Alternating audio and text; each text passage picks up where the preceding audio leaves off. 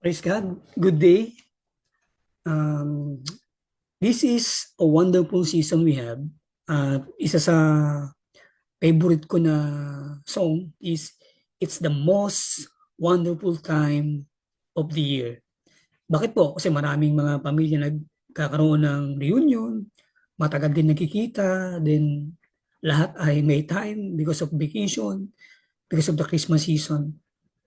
At kung ating pangninilayan, generally, sa ating po mga believers of Jesus Christ, Christmas is all about Jesus Christ. At kung mapapansin niyo po sa ating background, manger, it is God's humility na abutin tayo. It is all happened during Christmas time. So, samahan niyo po ako na lalo nating ma-enjoy ang spirit of Christmas as we meditate upon the more deep meaning of Christmas is all about. And Christmas is all about Jesus Christ. Father, thank you for your word. Glorify your name as I share your word in Jesus' name. Amen. First question. Una pong katanungan ay, kailan ba unang na-celebrate ang Christmas? When was the first Christmas celebrated by the Catholics? Bakit Catholics? Kasi po ito, yung time na yon, siya po yung kung tawagin natin ay the dominating religion nung panahon na yon. Sabi dito, when was the first Christmas celebrated by Catholics?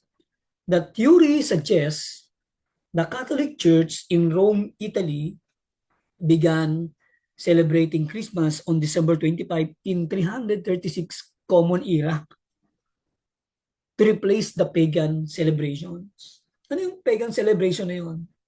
Mamaya malalaman natin. However, several ancient manuscripts and theories revealed that the original celebration of Christmas began either earlier than 336 Common Era. So sa record nila, December 25, 336 Common Era, at ayon sa pag-aaral, mas earlier pa daw sa 336 Common Era na ito ay celebrated by the Catholic that time.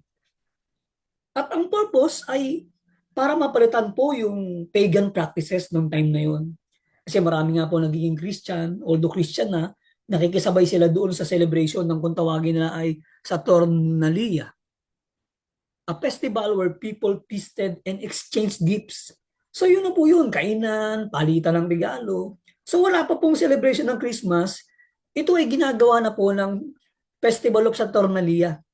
Yung pong exchange gifts, kainan. At sabi dito, the church in Rome began celebrating Christmas on December 25 in the 4th century during the reign of Constantine. Kasi nga po si Constantine, in-embrace niya po yung Christianity nung panahon na yon. And the first Christian emperor possible to weaken pagan tradition. Ang ganda naman po nung reason. Kaya nila ginawang Christmas yung December 25 nung panahon na yon para matakpan, matalo yung pong pagan practices na they worship sun. Marami na pong mga dating pagan na naging Christian na tuwing December 25, although Christian na sila, nakiki-celebrate pa din sa pagan practices na yun. Kaya they declare December 25 is Christmas. Although hindi talaga yun yung date ng kapanganakan ng Panginoong Kristo. At mamaya malalaman natin yun. Pupuntahan natin yun. What is the possible day or date of the birth of the Lord Jesus Christ? Sabi dito, according to some scholars, the Emperor Aurelian instituted in AD 274 the Festival Dies Natalis Solis Invicti.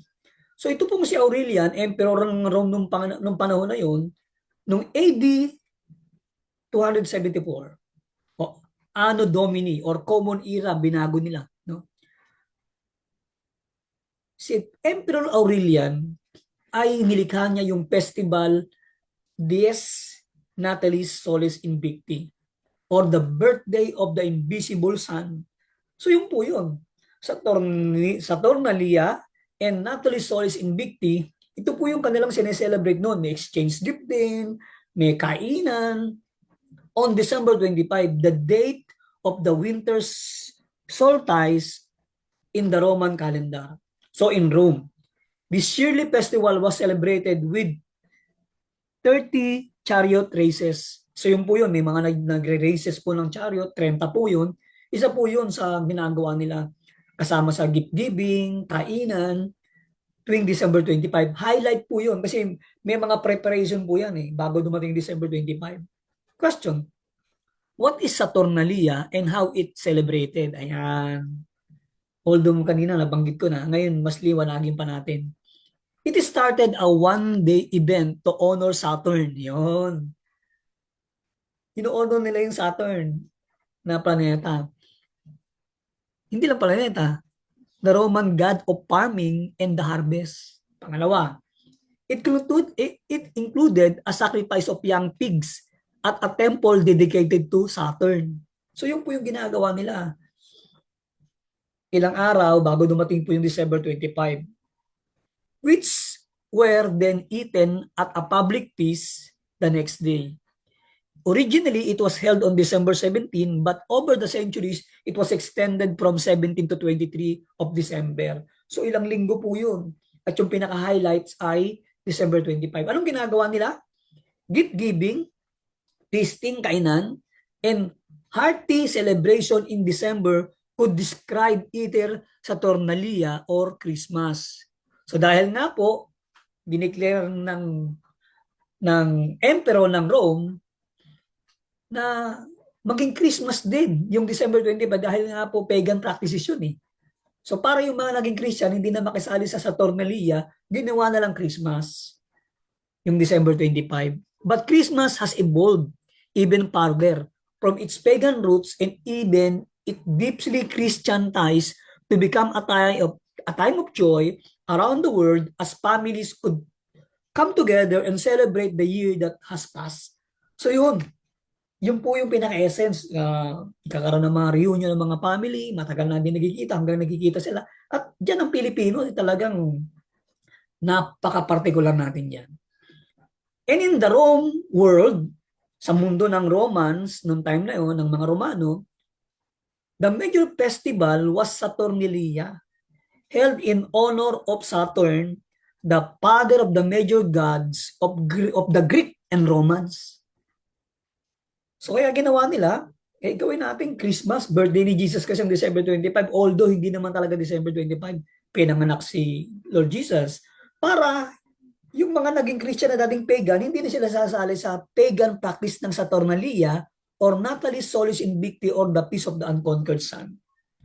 The celebration of the birthday of Mithras, the sun god of the Persian, whose mystery religion was popular among soldiers in Roman army, was also celebrated in December 25.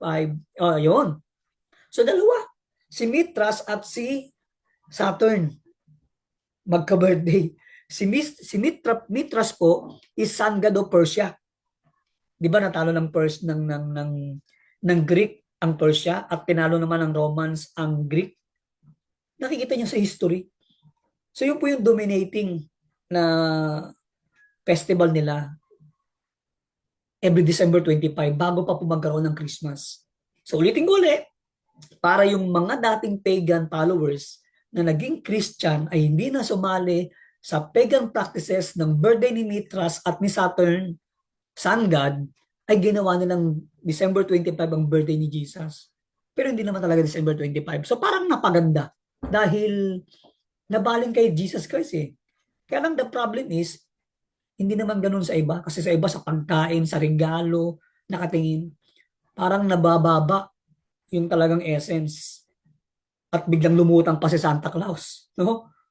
Ngayon, pag-aralan natin, in biblically speaking, sa Biblia, pag-aralan natin, mamaya, what is the real essence of Christmas? Okay? Ito ngayon. If December 25 is not the exact date of Christ's nativity, kung hindi po December 25 ang eksaktong birthday ni Lord Jesus Christ, what is the date? Anong petsa? What is the date? Season or Jewish festival?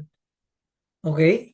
Ano po yung date or ano yung season at Jewish festival nung pinanganak si Jesus Christ? Bakit po? Mahalaga po maintindihan natin yan. Mamaya pakikita ko sa inyo yung iba-ibang mga Jewish festival na may nakasentro po sa Panginoong Hesus. So before, review po tayo. Before, ang December 25, Saturnalia Festival where people feasted and exchanged gifts. The church in Rome began celebrating Christmas on December 25 in the 4th century during the reign of Constantine, the first Christian emperor to possibly to weaken pagan religion or tradition. Para yung mga naging Christian na dating pagan followers ay wag nang sumabay sa pagan practice ng Saturnalia at ng Mithras. They worship Mithras and sun god na baling sa Christmas. Kaya nila ginawa yun. Na December 25 ang Christmas. So ano ang Saturnalia? It is one of the event to honor Saturn, the Roman god of farming and the harvest. It included sacrifice of young pigs at the temple dedicated to Saturn. So marami pong mga lechong baboy nung panahon na yun. At hindi pa yun. Gift giving, feasting, and hearty celebration in December could describe their either Saturnalia or Christmas. So nabago lang yung pangalan, pero yung the way they celebrate, ganun pa din. Na dapat talaga na kay Jesus Christ yung sentro. Not commercialism, not about pagkain or mga bagay na material, but maintindihan natin, it is our gratitude that God saved us through the Lord Jesus Christ. Ngayon pag-usapan natin, biblically, sa Luke chapter 2 and Matthew chapter 2, account revelation about the Lord Jesus Christ. Isa-isay natin. Ito. In Luke chapter 2, Christ born of Mary. And it came to pass in those days that a decree went out from Caesar Augustus that all the world should be registered. Bakit po? Kasi ang buong mundo ay dominated by the Romans, even religion, even the government. So kung tutuusin mo, meron na pong one world government, one world religion ng panahon na yun. At in-embrace nila ang Christianity.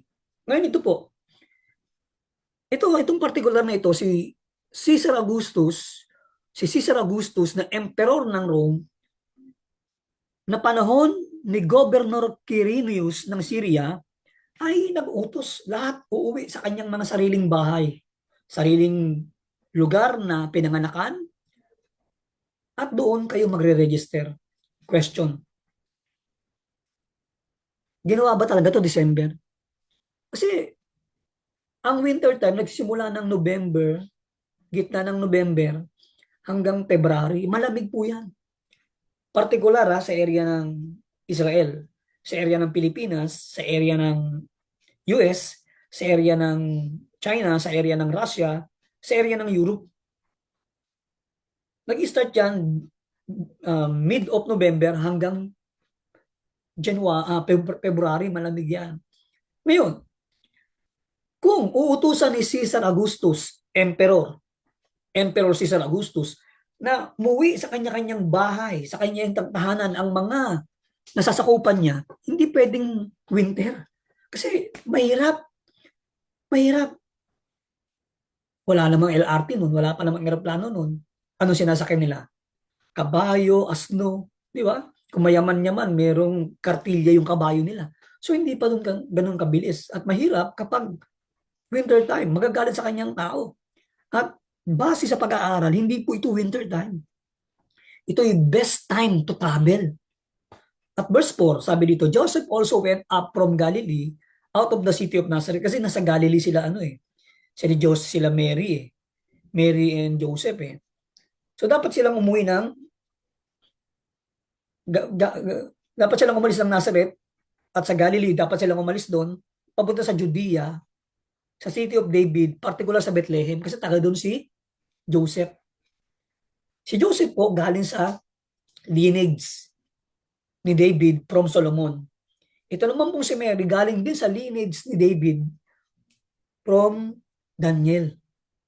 So, ibig sabihin, ang tatay at nanay ni Lord Jesus Christ sa kanyang pagkakatawang tao ay parehong galing sa lahi ni David. Kaya nga sabi ng Bible, the Messiah or the coming King, King of Kings, is from King David race. Okay? Galing sa lahi ni David. So question, bakit kailangan sa Bethlehem ipanganak si Lord Jesus Christ? Pag sinabing Bethlehem, sabi sa baba, nakikita niyo po, in Hebrew word, Bethlehem means house of bread. Bahay ng tinapay. At sino ba si Jesus Christ? Diba sabi niya, I am the bread of life. Therefore, the bread of life, which is the Lord Jesus Christ, must be born only in Bethlehem. Siya po ay City of David sa Judea. Kumbaga isa po siyang baryo sa Judea near Jerusalem. So Bethlehem means, again, Bethlehem means house of bread. So the bread of life must be born on the house of bread, which is Bethlehem. Because he was of the house and lineage of David. Joseph at Mary ay parehong galing sa lineage ni David. Yung pinakalululuhan ni Joseph, carpenter, at ni Mary ay si David po. To be registered with Mary, with betrothed wife, who was with child. So it was that while they were there, the days were completed to her to be delivered. So nandoon na po sila sa Bethlehem, biglang manganganak na si Mary. And she brought forth her firstborn son, ang sabi dito, sent forth his firstborn son, Jesus Christ, and wrapped him in swaddling cloths, and laid him in a manger, where there was no room for them in inn. Wow, grabe. Sabi, manger. Sa manger po na ilagay. Nakita niyo po yung picture kanina na pinakita ko. Pag sinabing manger, ito po yung bato na inukit, doon po umiinom at kumakain yung mga hayop. Because there was no room for them in the inn. Dahil lahat ng inn na puno, dahil nga lahat nagbabalikan sa kanilang mga bahay. Bukod sa maraming tao na nag-uwian, hindi kaya ng pinansyal nila siguro kumuha ng mauupahan. But the reality there is, God allow the total humility. Nagkatawang tao na sa manger pa. Doon pa sa sabsaban, doon pa sa batong inukit na kumakain yung hayop like baka, like kabayo, sheep, doon kumakain.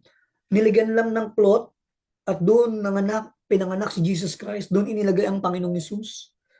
Grabing humility para abutin tayo ng Panginoon. So the house of bread is Bethlehem. Why? Because the bread of life, which is Jesus Christ, must be born in Bethlehem. Bethlehem means a house of bread. Tuloy po natin. Now, there were in the same country shepherds living out in the fields. Ito, kita niyo po. Kaya naniniwala tayo, hindi po winter time ang kapanganakan ni Jesus. Hindi po December. Kasi mahirap manglakbay yung mga Israelita pabalik sa mga lugar-lugar nila. Even yung mga nasa ibang lugar kung malamig sa gabi. Mahirap yun. Ilang araw yung paglalakbay nila, nandun ka sa lamig, magkantamatay ang mga yan. At alam din yan ni Emperor Aurelius na hindi niya gagawin yun. At ito pa, sabi, shepherds living out in the fields, keeping watch over their flock by night. Mamaya, pakikita ko sa inyo yung temperature sa Jerusalem. Particular Bethlehem. Mamaya, meron po tayo. And behold, an angel of the Lord stood before them, and the glory of the Lord shone around them, and they were greatly afraid. Then the angel said to them, do not be afraid, for behold, I bring you good tidings of great joy, which will be to all people. Ang liwanag to all people, hindi sinabing to all Israelites, to all Israelites, to all American, to all Chinese, to all European, hindi. All Filipino lang, no. Ang sabi dito, do not be afraid, for behold, I bring you good tidings of great joy. Hindi sinabing joy lang, great joy, which will be all to all people. For there is born to you this day, the city of David, a Savior who is Christ the Lord. Niliwanag, tinumbok. Bakit great joy? Because a Savior was born to save us. Ang liwanag. That is the great joy we have. Salvation from the Lord Jesus Christ. And this will be a sign to you. You will find babe wrapped in swaddling cloth lying in a manger. O ang Diyos kayang magpakumbaba. Tayo din. Dahil yun ang best position natin to humble down to God. Wow, great God. And suddenly there was with an angel a multitude of heavenly hosts praising God and saying, Glory to God in the highest, and on earth goodwill toward men. Kaya si Lord Jesus Christ, hindi po siya tao. Nagkatawang tao. Imagine mo, sinong makikita mo magsasabi dyan na pinanganak siya, ang daming angel na buksan ng langit o maawi. At dito po, may mga nag-testimony. Yung mga shepherd. Bakit shepherd? Binabago ng Lord yung pagkatao nila dahil ang shepherd ng panahon na yon hindi pinagtitiwalaan. Ang unang message doon, because of Jesus Christ, we will become a changed person. At ang unang nagtiwala sa atin si God. Wow, praise God. Ito po, pansinin ninyo. Ang Bethlehem, pang October 25 to 17, pinakamababa. Pang November 19 to 12, pero pang December 14 degree to 8 degrees. At mas bababa pa yun. Kaya kung December sila po naglakbay, pauwi, hindi po pwede. Eh sa gabi, mas malamig eh. Dito na nga lang sa amin, sa Cavite. Kung ang Tagaytay, sa tanghali, 21, sa gabi, bababa yun. Mga 10 na lang yun siguro. So, ganun din po. Ito yung weather sa Israel. Now, Isaiah 7:14, anong sabi dito? Therefore, the Lord Himself shall give you a sign. Behold, a virgin shall conceive and bear a son and shall call his name Emmanuel. Ano ibig sabihin ng Emmanuel? Emmanuel is God with us. Si Jesus Christ ang tinutukoy doon. So dahil dumating sa atin si Jesus Christ, pinanganak siya bilang tao, Emmanuel, sumasa atin ng Diyos through Jesus Christ. At anong kahulugan nito? Ngayon, kung titignan natin, there are 7 major festival or feast ang mga Hudyo o Israelita. Sa September to October, may nangyayari po na 3 major festival. Feast of the Trumpet, Feast of Atonement, and Feast of Tabernacle. Kaya, walang duda, ang Panginoong Hesus si pinanganak during the Feast of Tabernacle. Kasi ang pangalan niya Emmanuel eh. Pag sinabing tabernacle, God is with us, sumasa atin ng Diyos. At nung pinanganak ang Panginoon, mga angel lang nagsasabi, you shall call Him Emmanuel, God is with us. Kaya pag sumasa ating puso si Jesus Christ, sumasa atin ng Diyos. Kasi hindi po siya taong particular na ordinary. Nagkatawang tao po siya. Emmanuel, God is with us. Kaya ang Panginoong Jesucristo pinanganak sa Feast of Tabernacle. At namatay siya during the Feast of Passover, March to April. Kasi ganun po ang ganun po ang date sa Israel eh. Kalahati ng March, kalahati ng April, yung po yung Feast of Passover. At ito po naman po, Feast of Tabernacle, mid of September, mid of October, yan po yung Feast of Tabernacle. Pag sinabing Tabernacle, sumasa atin ng Diyos. Another name, Emmanuel. Jesus kasi si Emmanuel. Feast of Tabernacle. Kaya walang duda, ang talagang birthday ng Lord Jesus Christ is during the Feast of Tabernacle. Kung babasahin po natin ang Bible, hindi po December. Kaya hindi na mahalaga yung, although mahalaga maintindihan natin ito, so ang Pasko po, hindi lang po siya nai-stack sa isang araw. Kaya araw-araw ay Pasko. Kasi ang message ng Pasko ay love, forgiveness, humility. Araw-araw natin kailangan ito eh. Giving. That's true. Emmanuel, God is with us. Dahil ang manger ni God, hindi na po batong inukit, kundi yung puso na natin. Kaya araw-araw ay Pasko. Sa mga nananalig sa Diyos, nananalig sa Panginoong Jesucristo. Ang liwanag. December, 8 degrees ang pinakamababang temperature. Mahirap pong maglakbay ang mga inutusan na umuwi sa kanilang mga bahay, sa kanilang mga pinanganakang lugar, kung winter time. So, hindi po winter time. Noong time na yon, ito po yung naganap between September to October. Kasunod po ng Feast of Tabernacle. Inaral po yan ni Aurelius. Sadyang uuwi naman yung mga yan kasi meron silang Feast of Tabernacle. Sige, isahan na lang. Total, uuwi kayo during the Feast of Tabernacle. Kung saan kayo nakatira, magparehistro na rin kayo. Sabi ng Luke chapter 2, verse 1 to 3. At yung panahon na yun, pinanganak ang Panginoong Kristo. During the census of Aurelius, Emperor Aurelius, and during the Feast of Tabernacle, Emmanuel, God is with us. Hallelujah. Amen. Luke chapter 2. Tuloy natin. So it was when the angels had gone away from them into heaven that the shepherds said to one another, let us go now to Bethlehem. Bakit Bethlehem? Because Bethlehem is a house of bread. Therefore, the bread of life, which is Jesus Christ, shall be born on the house of bread. Bethlehem, walang ibang address. Doon lang po talaga. And see this thing that has come to pass, which the Lord has made known to us. And they came with haste and found Mary and Joseph, tumbok na tumbok, and the babe lying in a manger. Siya mismo. Now, when they had seen him, they made widely known the saying which was told them concerning this child. Kinuwento nila lahat ng sinasabi ng mga angels. Kinuwento nila maraming mga angels umaawit. Glory to God in the highest. Emmanuel, God is with us. Verse 18, and all those who heard it marvel at those things which were told them by the shepherds. Nagulat sila sa kinuwento. Dahil alam nila yun eh. Sinabi nila ng angel sa kanila yun eh, na-confirm lang. But Mary kept all these things and pondered them in her heart. Then the shepherds returned, glorifying and praising God for all the things that have heard and seen as it was told them. Kung anong sinabi ng mga angel, nakita nila. And their life began to change. Tuloy po natin. Ito ngayon. Sunod na tanong, who is Jesus? Revealed through the gifts of the Magi. Sino si Jesus? Partikular sa mga regalo ng mga Magi. May kinakanta tayo, may tatlong hari ng sidalaw, hindi po sila hari, sila po yung mga Magi. Sila po yung mga tagapayo ng hari. Kung panahon natin ngayon, mga scientists, mga bumabasa ng mga panahon, sila po yan. Nag-aaral ng mga planeta. So matatalino sila. Ang isang tao na matalino, magre-regalo yan based sa dapat na paggamitan ng tao. And they have 3 gifts. Gold, frankincense, and myrrh.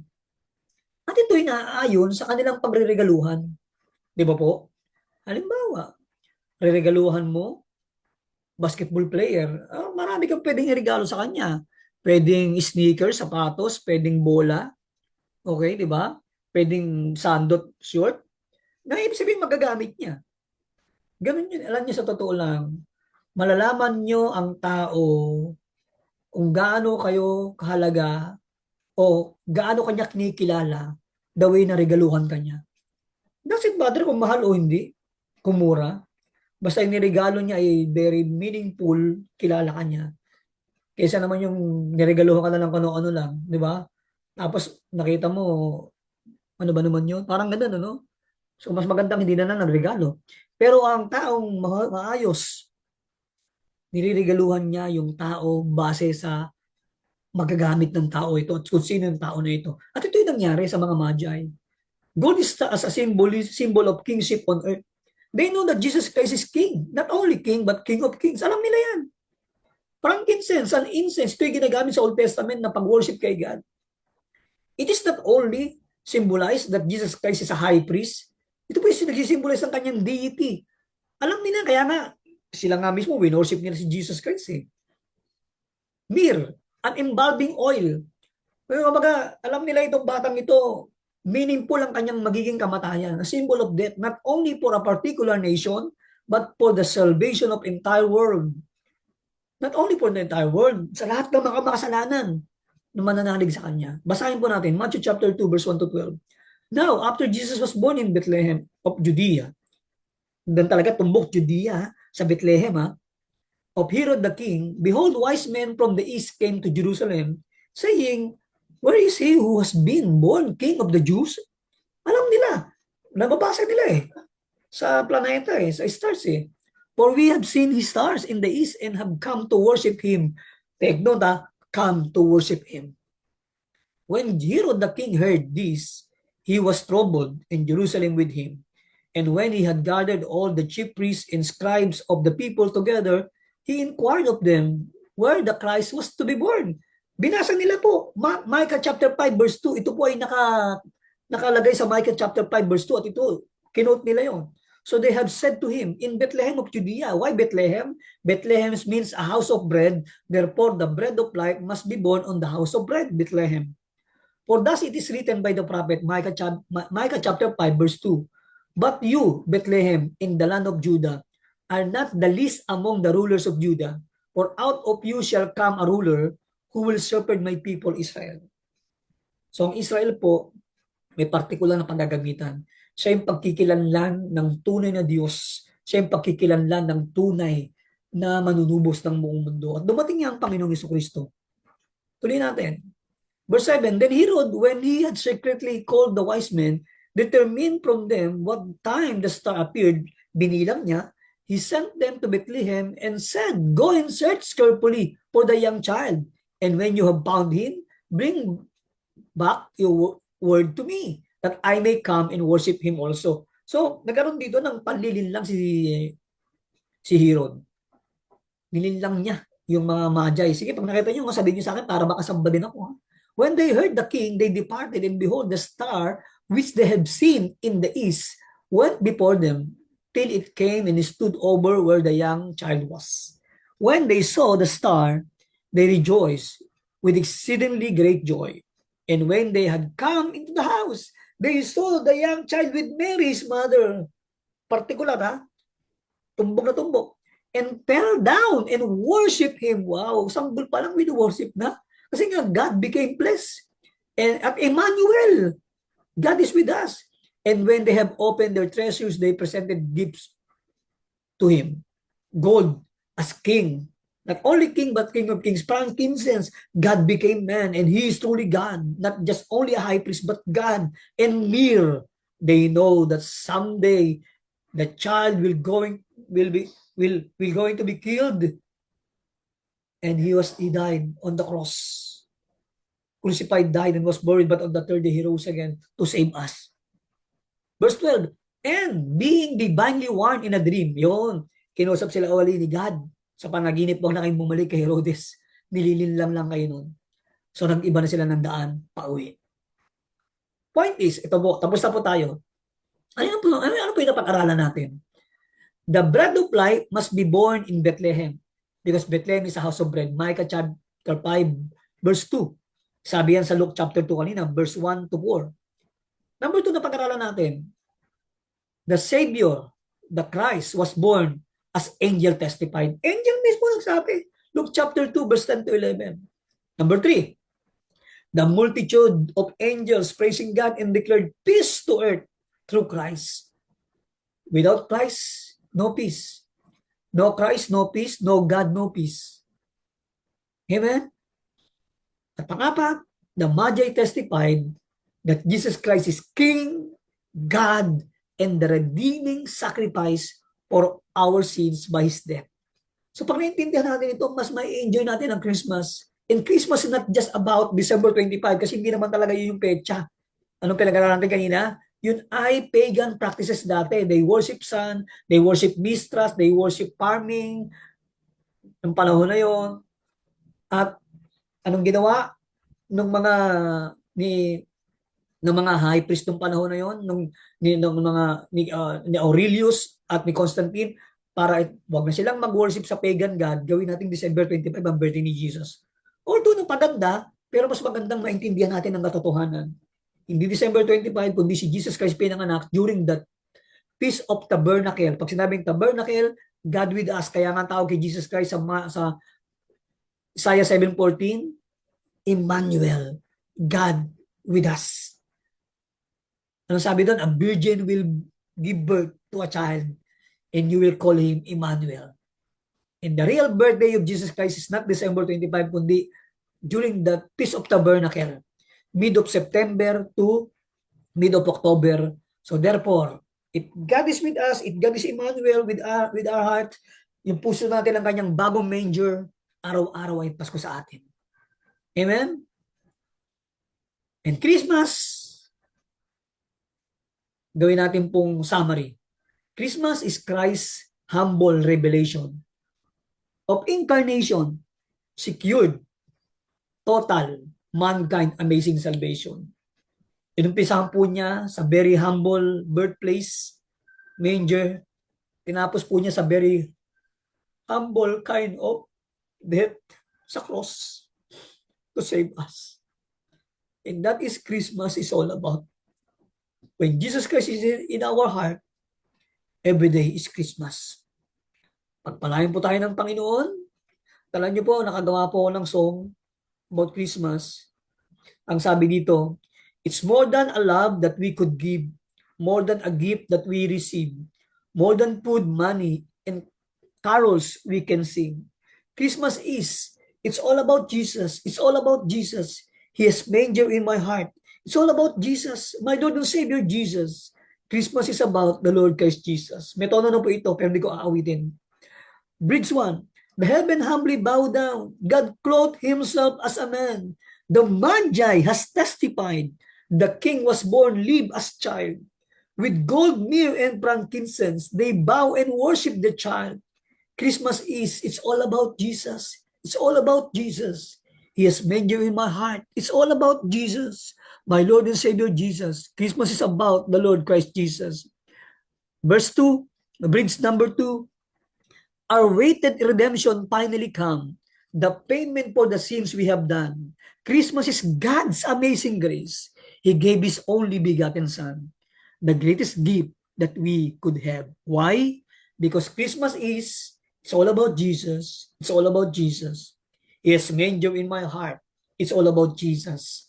My Lord and Savior Jesus, Christmas is about the Lord Christ Jesus. Salamat po sa panonood at pakikinig. Pagpalain po tayo ng Panginoon. God bless. Merry Christmas every day. Because Christmas has a new manger. Jesus Christ has a new manger in our heart. Therefore, every day is Christmas. Pagpalain po tayo ng Panginoon.